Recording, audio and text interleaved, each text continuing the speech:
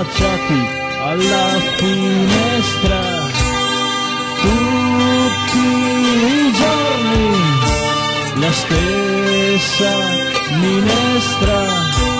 La vita le passava davanti come se il tempo fosse il circuito degli altri. Non si guardavano mai le spalle perché tanto non avevano un limite da superare.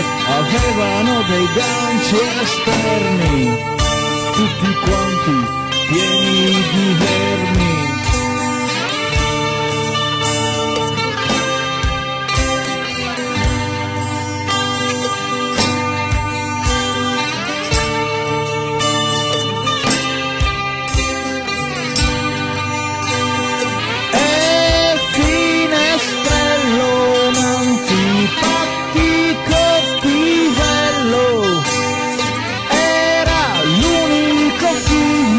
Della famiglia balconcino e finestrello un po' svuotato e picchiatello.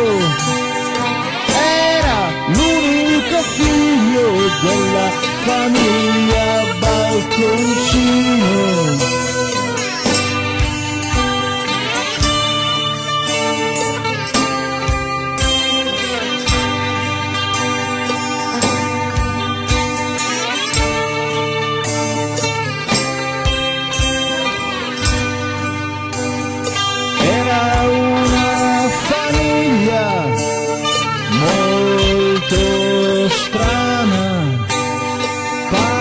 Passavano il tempo affacciati alla finestra tutti i santi giorni, la stessa minestra, perché stavano sempre sul balcone.